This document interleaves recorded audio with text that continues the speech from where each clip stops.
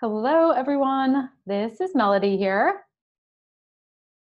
I am just going to get my screen set up really quickly.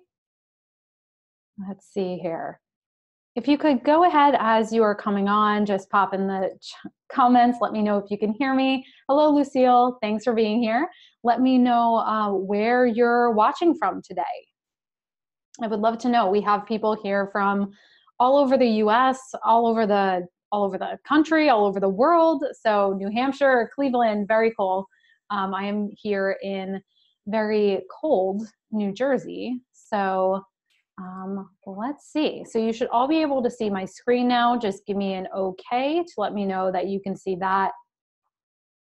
And I'm gonna move my controls real quickly just so I can access them. Okay, just bear with me as I get some of these last things set up here. I appreciate you guys being on time, being early even. So we have a great webinar planned for you today.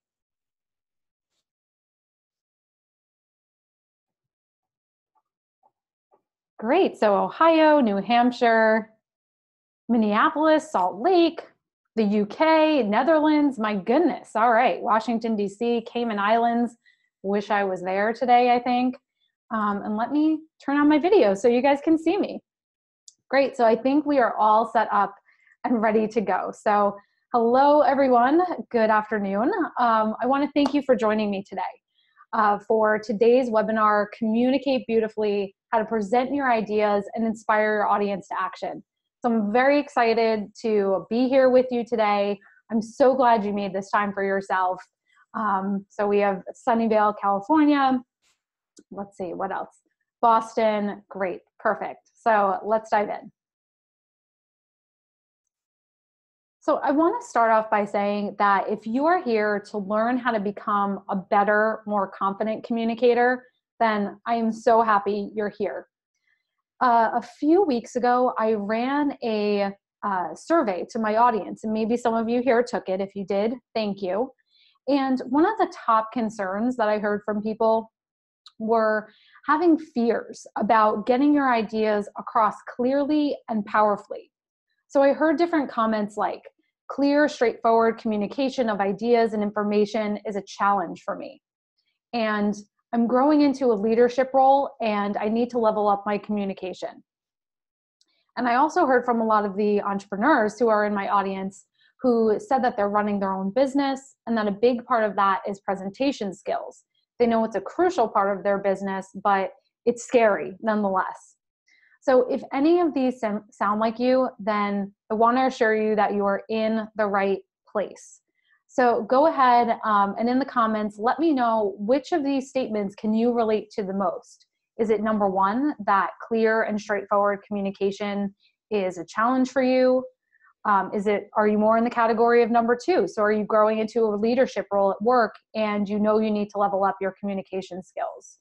Or are you in the third camp? So my entrepreneurs and small business owners out there who know you need to do a lot of presentations as part of your business, but maybe you have some fear around that. So which of these resonates with you the most? So great, I see people, a lot of ones here. We have some twos from Stephanie, Amy, Christina, Stacy says number three. Let's see. Christine says 1 and 3. So yeah, you can absolutely fall into both categories. And Michael says none of those. I am awesome at communication. That is great, Michael. You might have some things to teach us, so we want to hear of that. Julie, Charles, number 2. So John says, I'm a lawyer and I need to crush the competition. So definitely, if you're in a competitive field, getting an edge by being able to communicate well is so important. Fear of presentations. Great. All great things. Glad to hear that these are resonating with you as well. So today you're going to learn proven psychological techniques to connect with your audience, drive conversations forward, and influence people to come around to your way of thinking. But first, I want to call out the elephant in the room. So you are probably here because you've tried to improve your communication skills in the past, but maybe it hasn't gone so well. So maybe you've lacked the know-how, or perhaps you ran into different concerns that held you back from really making meaningful progress. Whatever it is, you're probably wondering why you should focus on learning communication now and trying to get better if you've tried before and found it hard. Well, the truth is that no matter who you are, powerful communication matters. And if you have great ideas, you have to know how to articulate them in order to get ahead. And that goes for whether you're trying to sell a product or a service, or if you're trying to get your boss and colleagues to believe in a new idea. Communication is an indispensable skill, and it's one that can actually make you more money in the forms of being able to get more sales or being able to get a promotion at work. But it's also one of the best ways to broaden your influence and make a bigger impact. And since you're here today, since you're on this webinar, I'm guessing that's something you care about. But perhaps one of the biggest benefits of upping your communication skills is improving your self-esteem. So learning to master the skills we're going to talk about today can help you feel much more confident in your capabilities and help you believe in yourself more. So who doesn't want that? Conquering your fears and speaking up for your ideas is massively self-empowering. Now, before we dive in, I do want to take a minute to thank our sponsor for today's webinar, Beautiful.AI. So Beautiful.AI is making it easier than ever before to communicate your ideas at work, and they're starting with presentation design. So all you have to do is choose your design theme, input your content, and watch the magic of their design AI tool go to work. Their tool actually lays out all the text, the images, and the graphics for you in real time so that you can focus on your content and your ideas and not the look of the page. And Beautiful has a lot of really great tools that can help make your presentations pop and really add that wow factor. So they have things like stock photography, branding options, data visualizations, and much, much more. I am very excited to be partnering with them because this is a tool I personally use to create presentations, including the one you're going to watch today. So in the past, one of the main comments I would get about my trainings is that my slides needed work. So when Beautiful approached me, I was very excited to give their tool a try. And even after the first time using it, I was completely hooked. It's incredibly simple to use, and it truly does save me a ton of time. So something simple like creating a timeline or a graph, if you've ever tried to do that in PowerPoint, you've probably found out, just like I have, that it's incredibly difficult, and it would take me an hour or more. Doing that in Beautiful takes a few seconds. And you can add music, animations, and a whole lot more, so your presentations really have a big impact. And best of all, they help you look like the professional that you are. It's also completely free to use. So it doesn't get much better than that. So I want all of you to go over to melodywilding.com/beautiful, where you can start making your work beautiful today. And again, I want to thank them for sponsoring this webinar. Great. So let's take a look at what we'll be covering today. I'm going to share with you 3 key components for presenting your ideas powerfully and inspiring your audience to action. So you're going to discover how to communicate your ideas effectively, including how to organize your information and make your ideas memorable. Next, we're going to talk about how to present for results and get people to take action, whether you're presenting to 1 person or 100. And last, we're going to discuss strategies for getting buy-in for your ideas. So meaning how to influence and persuade your audience to say yes to your ideas, and how to bounce back even if you do hear a no. And finally, we'll have some time for Q&A at the end. So as I'm going along, if you do have questions, please pop those in the comments. I have that up so I can see them. So put questions in so I can make sure to address them at the end. Now, my goal for today is to make this webinar as interactive as possible. So I don't want you to hesitate to share what's resonating with you, what you're finding interesting, or even if you have your own experiences to offer, please do share those too. We're all here to learn. So today I'm going to be sharing a lot of information with you. There's no need to jot down notes because you will get the replay of this recording and the slides. So what I do want to ask of you, I do have one request. And that is, I want you to give yourself the gift of being fully present during this time. So in order to really get the most out of this webinar training, give it your full intention. I'm guessing that you've probably signed up for events, for trainings like this in the past, but you haven't used them to their full capacity. So make a promise to yourself now to make this time different.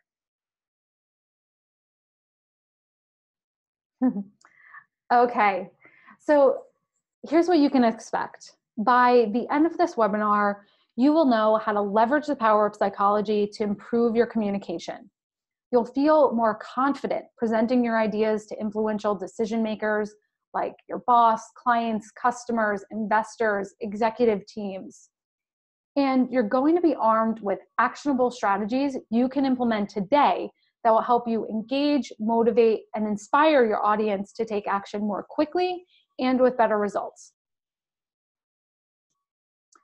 For those of you who don't know me yet, I'm Melody Wilding. I'm an executive coach who has worked with clients at companies like Google, Facebook, HP, IBM, and many others. And my specialty is really helping smart, ambitious people just like you master your psychology for greater success. I am also a human behavior professor at a university here in New York City, and I write about psychology for Inc., Forbes, Quartz, and Business Insider. And with that, let's get started. So we have all been there. We've all felt that pain of trying to present complex ideas in a clear, concise, professional manner. So tell me if this situation sounds familiar. You are standing in front of a packed conference room, delivering a presentation that could make or break your career. You spent days meticulously designing your deck. You memorized every last word you want to say. And now it's go time, and the pressure is really on. But there's just one problem. No one is listening to you. They're all too busy reading the text on your slides to even follow what you're saying. And your heart starts to begin to pound. You start to panic as you realize you only have 10 minutes left on the clock, but you're barely halfway through your deck. So you end up skipping over chunks of your content, which disrupts the entire flow of the meeting and just leaves all of your colleagues and your boss feeling really confused. So tell me if that has ever happened to you. Go ahead in the comments if you've ever been there before. Or how about this? Maybe you finally nail down a big meeting with an investor.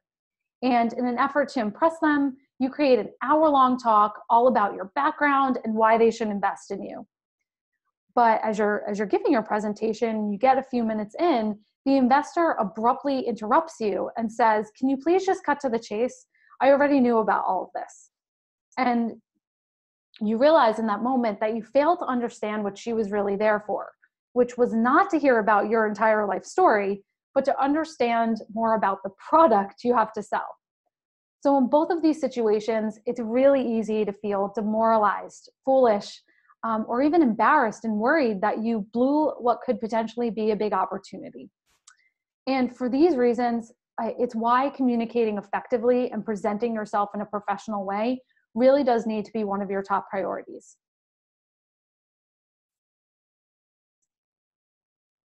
So I see a lot of yes, people relating with both of those scenarios many times. Yeah, definitely being told to get to the point before. Great. So if you want to be successful, then you need to present for impact, persuade, and get buy-in for your ideas. And you can do that by learning to better leverage what we know about how humans process information and make decisions. So there's actually a really deep psychology behind what motivates people to buy, say yes, or engage with you. And the good news is it's one that you can learn. Now, if you're thinking that you're not good at communicating, that you're someone who's not good at communication, then don't worry. The truth is that most of us are never taught the principles of masterful communication in any type of course or class. But what I do know from coaching hundreds of high achievers is that effective communication and influence are skills, not inborn traits. And like any skill, they can be learned, which is what you're going to discover today. Now, these skills do take time and they do take practice to perfect, but you're going to learn strategies that you can walk away with and implement today so that you can get better results, whether you are selling a product, pitching a business idea, or trying to convince your team to follow a new direction. So first, let's talk about 5 steps you need to follow to ensure that you're connecting with your listeners. So step 1 is to put your audience first. Now, to connect with your listeners, you need to understand why your topic is important to them. You don't just want to share, you don't just want the information you're sharing to be about you or to focus only on what you need from them. So if you want to break through, your message needs to convey what's in it for your audience. Why should they care? Why does your topic matter to them? And it's vital to understand what motivates your listeners. So their goals, their most pressing pain points, their problems, their desires. And you can understand these motivations by researching your audience in advance. You want to know the level of knowledge they have about your topic so that you can present information with the right tone and at the right level to keep them interested and engaged. There's nothing more insulting than sharing very basic information to a highly knowledgeable audience, or on the other hand, speaking at too high a level to a beginner audience. So understanding your audience and their expectations can really make the difference between a run-of-the-mill presentation and an unforgettable one.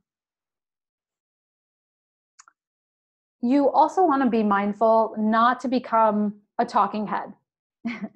You don't want to hog the conversation by doing all the talking. You want to focus on building in opportunities for interaction into how you present. So some simple ways to do this might be starting out with a poll, just like we did today, and as I'm trying to do throughout this presentation, asking questions or taking a simple show of hands. You want to invite feedback and pause periodically throughout your talk to give others a chance to speak.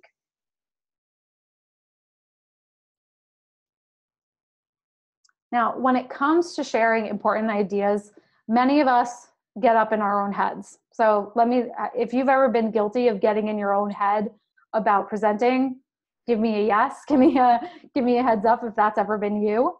I have definitely been there before. We worry about looking intelligent enough, right? You get hung up on how people are judging you or perceiving you. And the truth is that in reality, people are more concerned, and what they really want is the opportunity to interact and connect with you. They would prefer to have a conversation with a normal human being and an authentic person. So think about the best talks that you've been to. I'm willing to bet that they had more of a conversational feel that really allowed you as an audience member to feel involved and invested and engaged. So you want to recreate this feeling by showing up as yourself. Set the expectation up front that you want your time together with your listeners to feel more like a conversation. And most of all, don't be afraid to show up as you truly are. So there is nothing worse than a presentation that seems like it'll never end, or a person who just drones on and on and on, right? People already get hundreds of emails and phone calls and messages each and every day. You don't want your information contributing to that feeling of overload, or worse, simply being cast aside because it's just too much for people to process. People get very impatient and annoyed when you waste their very valuable time, or you force them to work mental overtime in order to even grasp what you're saying. So you don't want this happening to you. And that's why Mastering the art of brevity in your communication is one of the most important 21st century skills that you can embrace. Simple and concise is always better than complicated and confusing. And I know that taking a less is more approach to presenting, it might feel counterintuitive at first. I hear from clients all the time that they feel like they feel concerned that it will seem like they don't know what they're doing, or that they don't have enough to say if they take this less is more approach. But in actuality, being concise with your information shows you have command over your knowledge. It proves that you don't have to rely on slides to do the explaining for you. So that makes a really powerful impression that you are the expert. And it also shows your audience that you respect them, that you respect their attention spans and their time. So whenever you're crafting your slides, it's critical to be succinct. Great communicators know how to get to the point quickly, and they know how to cut out superfluous details and know what not to tell their audience just as much as what to tell them. Now, step number 3 is to be memorable. And to make sure your information sticks, you want to focus on 2 main facets of human psychology. The first is called the primacy and recency effect. So research shows that we remember information at the beginning and the end of a presentation nearly 2 times more than the information in the middle. So let's take this webinar, for example. So are you paying attention to me? It's okay. It's okay to be honest. I bet that since we started and now that we're heading into the middle of the training, your attention span has faded a little bit. I see a lot of yeses, so I'm glad you guys are paying attention. That was a little test there. You see what I did. But it's okay, and it's natural for attention spans to fade. But you do want to be aware of this tendency when you're building a talk. So when you're structuring your information, be mindful to place your most important details at the beginning and then to reinforce them again at the end. Now, if your presentation is long, like this one, you want to break it into smaller sections so that each section has its own beginning and end for maximum effectiveness. So you'll notice in this training today, I've broken it up almost into chapters that each have their own beginning. And you also want to focus on repetition because repeating information is shown to help us retain it in our long-term memories. So I want you to consider this. Within 20 minutes, we forget 40% of what we've learned. After another 40 minutes, we forget half of it. And flash forward to 1 day later, and we have lost almost 70% of what we learned. And for this reason, it's exactly why repetition is a classic technique in advertising, sales, and influential communication of all different types. So if there is an important message you truly want your audience to remember and take away, saying it once is most likely not enough. Now, think about speeches that are really designed to inspire an audience. Repetition of emotionally charged phrases can be deeply effective in those cases. So experts oftentimes point to Martin Luther King Jr.'s "I Have a Dream" speech as one of the best examples of using repetition to emotionally connect with your audience. So put simply, repetition makes your message stick. It emphasizes your main points and it creates the strongest learning. So you can use this by picking a powerful quote, an image, or a statement and repeating it 3 to 5 times throughout your talk. Or using that structure of telling people what you're going to tell them, and then tell them what you told them is another good example of using repetition without being annoying in a way that will reinforce your ideas. Great. So now that we have discussed a few ways to connect with your listeners through your words, let's talk a little bit about visually presenting your information. So 99% of the time, you'll be sharing your material in the form of a slide deck. And it's important to remember that your slides are there to aid your presentation, not to be a teleprompter. Many people make this mistake of using their slides as a crutch and just reading off of them verbatim. I definitely used to be extremely guilty of this. There's a few reasons this is a bad move, though. So number one is that it detracts from your authority as a presenter. Your audience might make the assumption that you don't know your content well enough or that you've failed to prepare, which can leave a bad impression. So you don't want to fill your slides with every single word you need to say. That only makes the audience question what value you as the speaker actually add. And number two is it's distracting. Instead of listening to you, your audience will try to read what's on the slides. And a wall of text just bores people and makes their eyes gloss over. And number three, this is a reason people usually don't think about, is that it's self-centered. When you give your slides the intention instead of your audience, you make a clear statement that your message and your ego is more important than them. And you eliminate eye contact and other nonverbal cues that are really important for connecting with people. Now, the slides are there for your audience, not for you. And if something is on the slide, it needs to be there because it's needed to clarify a point you're making or to somehow visually amplify your words. So you want to use text sparingly, leave a lot of white space for your content to breathe.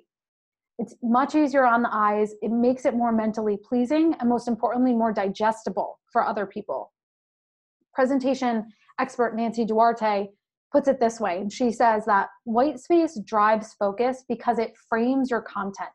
It feels like oxygen for a slide. If all of our slides are filled with extra stuff, it starts to feel very claustrophobic.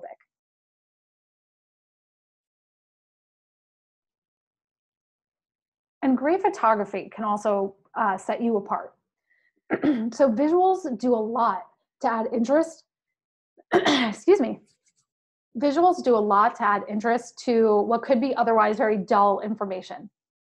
Now, you might not know this, but the human brain actually processes visuals much more quickly than words and actually prefers photos to text. And over 65% of people in the population are visual learners. So great photos are important because they help engage the imagination and bring your storytelling to life with greater meaning and much more depth. So the right image really does have the power to inspire and move people. So you want to use that to your advantage. You just want to make sure you're smart with your photo selection. If you use low quality graphics, like images that are blurry or ones that have pixelation, then your audience may assume that your information is low quality too.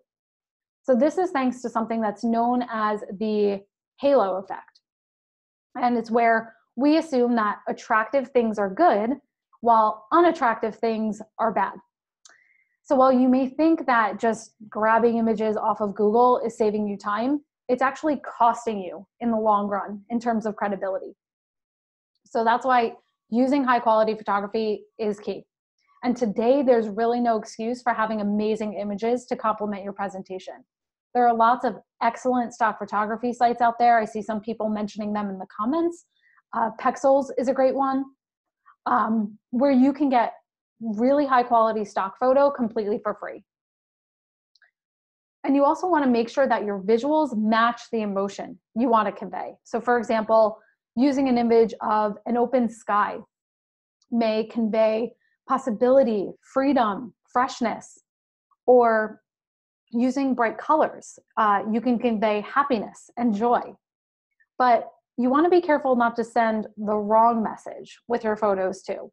So one big mistake I often see people make is using cartoonish images in business presentations. Now, it may initially seem like a fun choice to lighten up what might be a professional topic, but it could inadvertently give your material a childish, immature feel, which in people's minds can equate to amateurish. Now, that's something you definitely don't want during a time when you're trying to convey professionalism.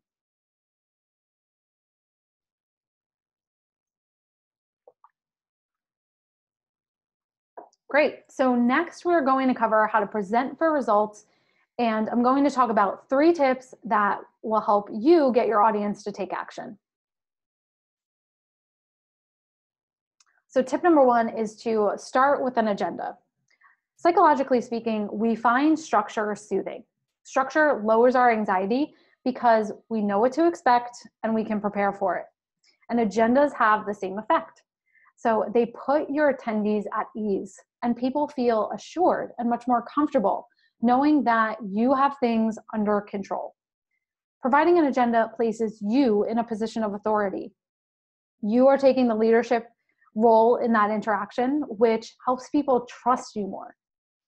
And you want to think of it like your agenda as if it was a roadmap. So your agenda helps inform your audience about where they're going and where they'll ultimately end up. It primes them to get excited about what they're going to learn and the transformation that they'll undergo. And all of this, it positions you as the experienced guide, as the one who can help get them there. So a good productive conversation doesn't just happen though, even if you do have a great agenda. You have to drive it. So you still need to deliver your talk in a structured way that leads to success. Now, your structure should have 4 key elements. Number 1 is the introduction. So you want to start by thanking the audience for their time, introduce what you want to talk about, and what they can expect. So an example might be, thanks for joining me today. I want to show you the latest product designs we have. We'll spend about 30 minutes there and then open it up for questions. How does that sound? Number 2 is an objective. So what do you want to accomplish by the end of this meeting? So an example again, by the end of this hour, I'd like to have a decision about which 2 designs we're going to move forward with. Or you might say, my hope for our meeting is to share with you our latest product offerings and decide which is the best fit for your business. And number 3, the body. This is the bulk of your talk where you're sharing information in a compelling way using a lot of the tips we've already mentioned. So you want to be concise and to the point, as we mentioned earlier. Acknowledge your audience's issues, anticipate their objections, and delivering a solution, delivering a message about what solution you provide, all of that goes here in the body. And number 4 is asking questions. Every conversation should have room for soliciting feedback and engaging your listeners in conversation, even if it's just 3 to 5 minutes. Now, for reasons we're going to discuss coming up, that's really important for getting buy-in.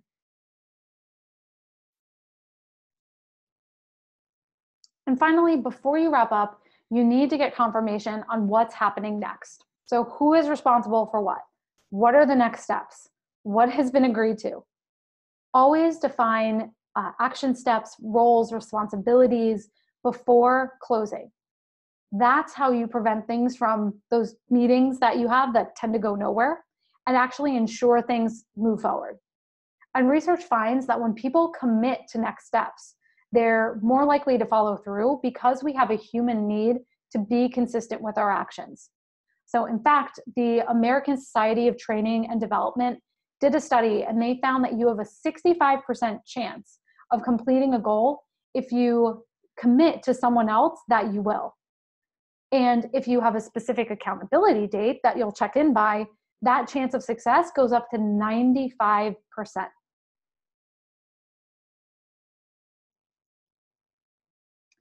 So it's critical to work on your persuasion and influence skills if you want to get buy-in for your ideas. So in this section, we're going to talk about using psychology to your advantage so that you can get a yes, and we'll also touch on how to bounce back if you do hear a no. So let's talk about making psychology work for you. Over the last 60 years, psychologists and behavioral economists have discovered several different insights about human behavior that we can use to influence people in a positive way. And the first technique I want to mention today is one called social proof. In his book, Influence, psychologist Robert Cialdini describes social proof as the tendency to see an action as more appropriate when other people are doing it. So, in other words, we're more likely to say yes, to buy something, or to take an action if we know other people are doing it.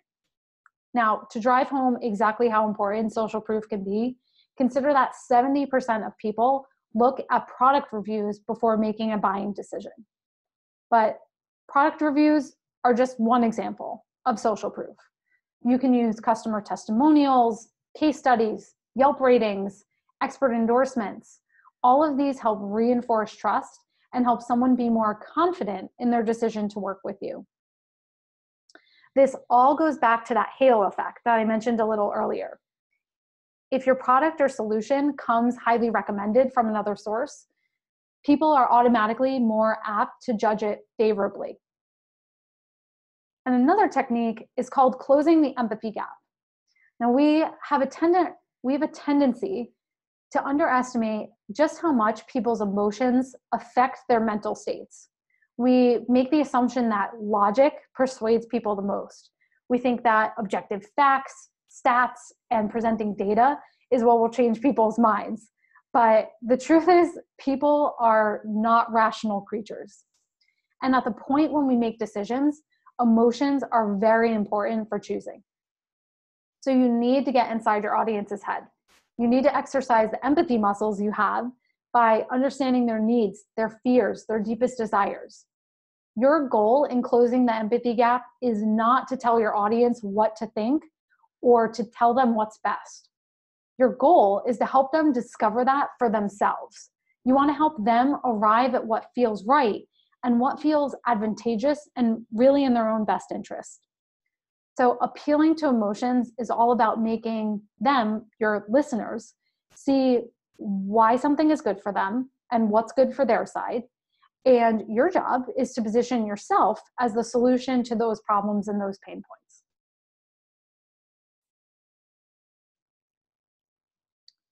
Another way to practice empathy is through active listening. So this requires that you listen non-judgmentally and you leave your assumptions at the door. It's hard, I know. But instead, you want to gain insight into other people's thinking. And to show you're hearing them, every so often, you want to reflect back with what you're hearing. So you want to use statements like, it sounds to me like what you're saying is blank. Or you also want to check for understanding. So saying something like, what I'm hearing you're saying is blank. Is that right? Or asking someone, is that what you mean? So you can also use active listening to expose potential objections that they might have. And so that way you can actually work to overcome them. And to do this, I like suggesting posing questions like, what's your biggest concern? What potential roadblocks do you anticipate? What's the best possible outcome here? What's the worst possible outcome here? How can we plan for that? Why is asking questions so important? Do you see what I did there?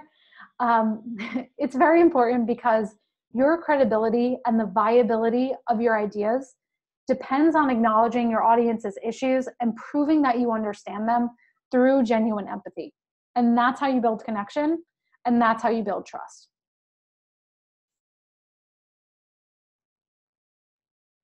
And finally, even with all these suggestions, it's possible that you may hear a no.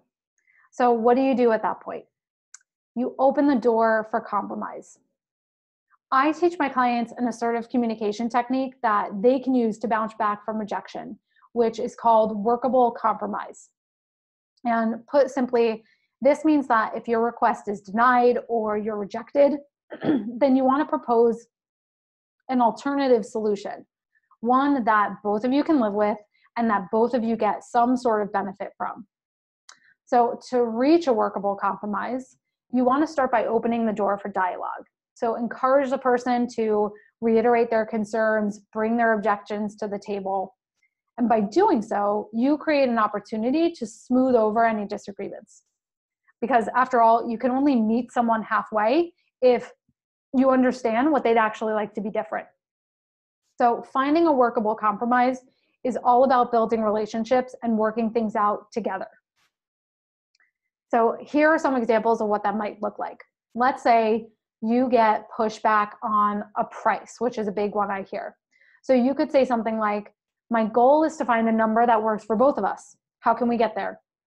Or if you get pushback on timing, they're saying that's too fast for us to make a decision, you might mention, I hear that Monday is too early to make a decision. What if we check in again next week?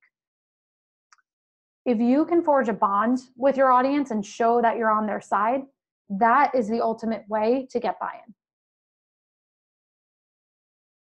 So putting it all together.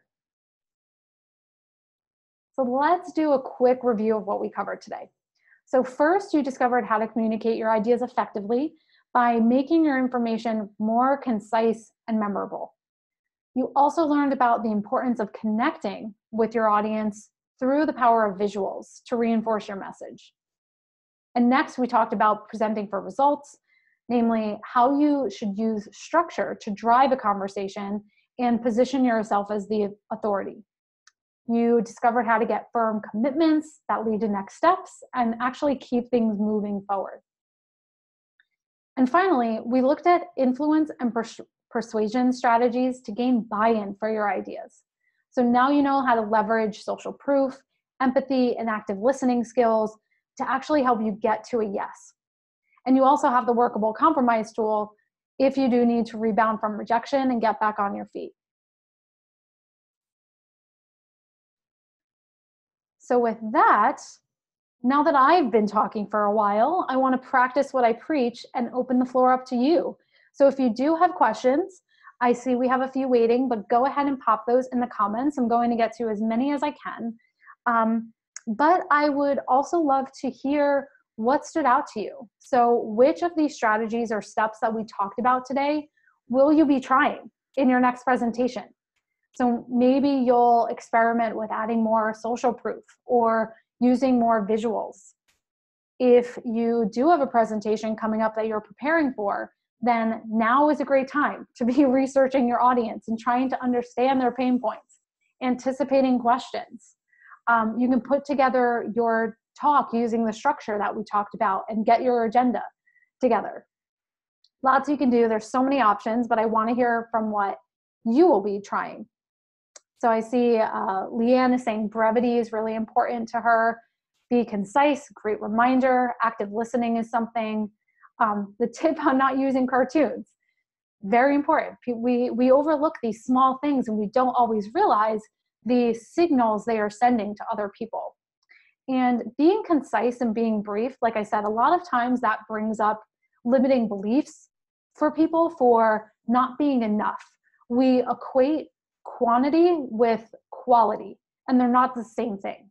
So you want to focus on precision with your language over just a large quantity of language. So if you can state your point powerfully and concisely, that is a whole lot better than sort of word vomiting on for a long period of time.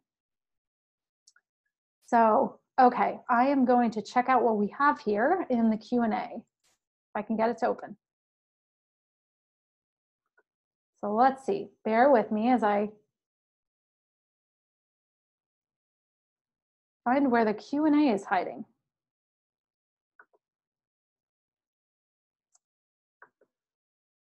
Okay, let's see. Here we go. Okay, 1 second.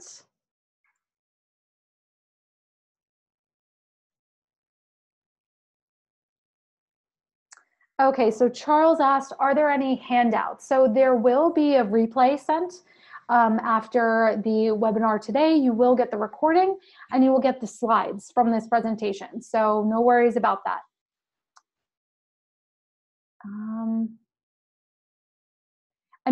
So Deb asked a question, how do you be concise when you're handling highly scientific material in a PowerPoint? So Deb, let me know if I am getting your answer correct or not. I believe that's what you're saying.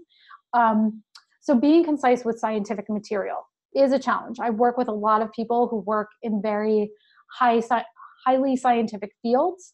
And what tends to work best here is keeping your slides as concise as possible, but mentioning and creating another takeaway. So if you have I like to think of creating an accordion presentation. That's what I call it, is you want a presentation that you can make smaller or expand if you need to. So my suggestion is to always be concise when presenting, but if you have to create another deck or have a Google Doc or have something that people can take away where they can get the full report and all the numbers, you want to focus on being concise in your actual slides, presenting the highlights, the key results, but be able to have somewhere where you can point different audience members to where they can get the full write-up and the information. So let me know if that helps answer your question.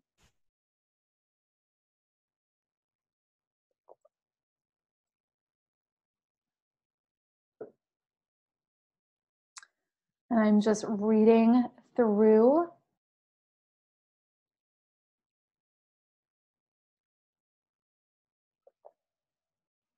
some questions here.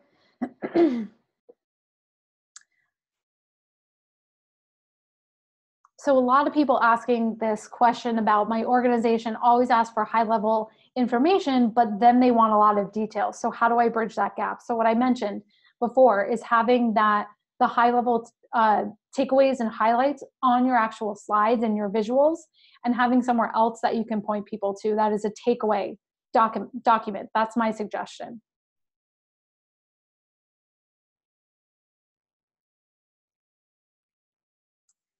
And someone asked, how do I plan my day in terms of being structured?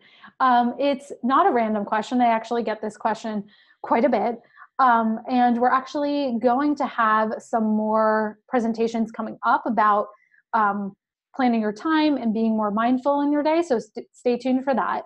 And so Diana asked, what if the presentation format is more formal, where there aren't opportunities for back and forth with your audience? Should you ask one question at the beginning and at the end? Diana, this is a great question. My suggestion is to send, if you don't anticipate that there will be a lot of interaction in the presentation itself, my suggestion is to send ahead of time with your agenda a question you'd like people to think about coming into your presentation, so that they're primed, they're thinking about your topic. And if you do have time at the end, people are already thinking about it, you're getting them engaged, you're using that power of questions and roping them in with interest that way, without having to waste time with a lot of that back and forth. And my suggestion is to also set the expectation up front that if people do have questions, ask them to please hold those for the end. You're going to hold aside 3 to 5 minutes and you'll have the opportunity to answer them then. But what you do want to prevent is people just interrupting you in the middle of your talk and taking you off track. So this is where that expectation setting, using the agenda, using the structure up front is so important to help you from getting derailed and being caught off guard. And speaking of getting caught off guard, there was a great question that came in earlier that I want to address. So Renee asked, sometimes you'll be rolling along in a presentation and someone will object or interrupt you. What do you do then? And how do you get back on track when someone has, when you've been caught off guard? One of my best suggestions here is to manage your own emotional state. So take a deep breath before you sort of overreact, but to buy yourself time. So to have some key phrases in your back pocket, like, that's a great question, let me get back to you about that. Or thanks for your feedback, give me some time to digest what you've asked and I'll get back to you. To buy you some time. But there are a few other techniques. These are often used in interviewing. One is called bridging, which is, bridging is often used when an interviewer tries to take someone into a topic area that they're not very comfortable with. And so you can use these types of statements to build a bridge back to what you are comfortable talking about. So bridging statements are things like, from my own experience, I can say that blank, or I can't speak to X, but what I can say is Y. Or sometimes you want to use what's called flagging techniques. And these are other ways to reinforce your ideas, to emphasize your main points, by calling more attention to them. So it's almost like placing a flag in a book or staking a flag in the ground. So you might say something like, if you remember one thing from this presentation, I want it to be this, blank. The point I want to underscore is blank. So those are some ways if someone does interrupt you and you need to get back on track. You can also use redirection, which is turning the question back on the audience. So it might be a question from your boss, and you might say, well, that's a great question. I'm wondering what your thoughts are on the strategy. So Renee, I see you're here. I hope that answers your question. Let's see. And just bear with me. I'm going through the questions right now. So we have a question about recommendations for time duration of a presentation for executives versus coworkers. This is a great question. Here's what I'll say. People often, I'm not sure I could give a definitive answer for each group. I will say that executives are extremely busy people. The more you can get to the point and save them time, the better. So in general, I would say that any presentation that goes on longer than an hour or 45 minutes is too long. People's attention spans are going to fade. If you need to break up what is a long presentation into 2 different times, maybe you give a half hour at one time, you do a break, you give another half hour. But your audience will get mentally fatigued, no matter who it is.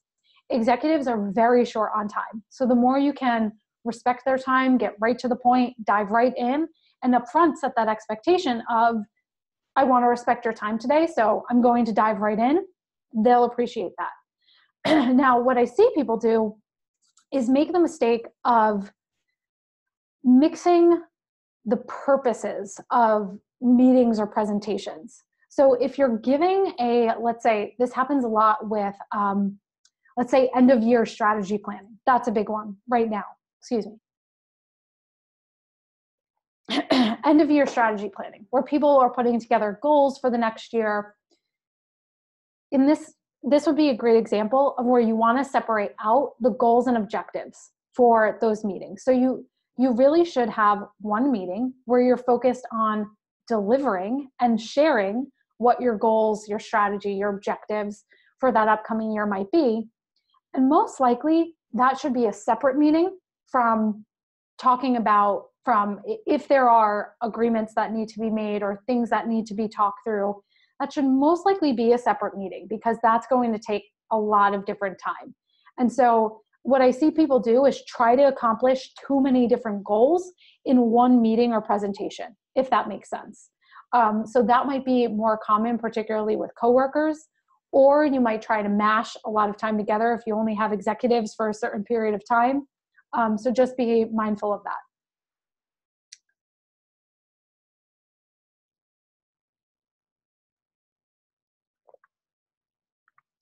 So David asks, can you elaborate a little more on social proof? In a selling situation, does that equate to profiling similar clients in their industry? Yes, exactly. Social proof is any means to show your credibility. So examples might be using logos of other clients you've worked with. Trusted by, and then you have logos of different clients you've worked with. Could be a case study of what you've accomplished for similar customers in that industry. It could be partners you have. So if you partner with other types of organizations that are really trusted, you could put that. If your website has trusted technology on it, that's another version of social proof. Testimonials, comments from your customers, a client list of people you've worked with in the past. Like I said, ratings from Facebook, Google reviews, Yelp reviews, all of those are forms of social proof.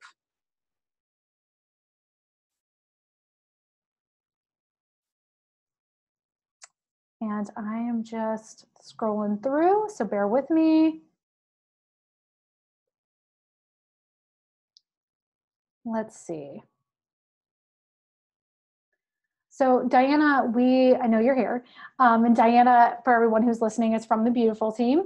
And Diana, we do have a question here from Andrew who asks, what are the benefits of Beautiful versus PowerPoint? Do you think it's appropriate for a scientific presentation?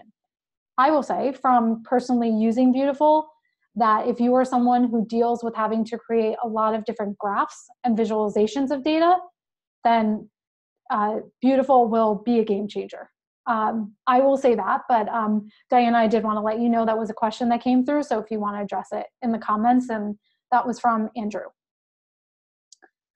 Let's see.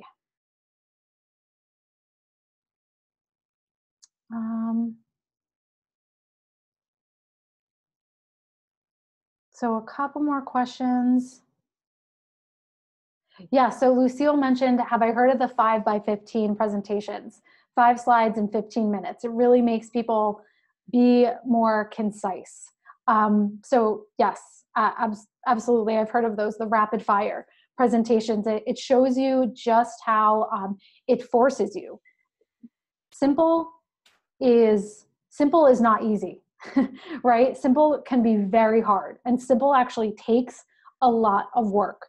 So you may find that you need to get out a really messy draft first. Don't be scared by that. Don't let the fact that you have to get out a really bad version of something, a really messy, very verbose version of your presentation first. That doesn't mean you're bad at communicating. That just means you have to go back and, like an artist chipping away at clay, you have to refine it, and you have to dig out your message, your core message, as you go through it and you sit with it and you digest it and work on it. That will actually clarify what you're trying to say. So it always starts with a messy beginning. So I don't want anyone here to think that if you have been in that position, that you're a bad communicator. Great. So I am just scanning. Wonderful, wonderful. Seems like a lot of people, great, going to use a lot of these tips. That's amazing. So since we are just about on time, I want to thank all of you for being here today. Stay tuned because, like I said, you will be getting the replay in your inbox and the slides. And keep your eye out for some future events that we'll be having in 2019. We're working on a training about working mindfully, about how to use mindfulness to lower your stress and become more focused. So if that sounds exciting to you, or it's something that you're interested in, let me know in the comments so that we can gauge interest for that. But once again, I really do want to thank you for being here, for making this time. I know you are all so busy, so it means a lot to me that you take this time out of your day to be here and show up. I sincerely hope this was useful. And once again, I do want to thank our sponsor, Beautiful, for bringing us this training. The presentation you watched today was built in Beautiful, so you already have a taste of how awesome it actually is, and everything that you can do with it. And like I mentioned before, I wouldn't be mentioning this if this wasn't a product I personally used and actually believed in. So I really do love it. So definitely go to melodywilding.com/beautiful. I will put that in the comments here just so you all have it.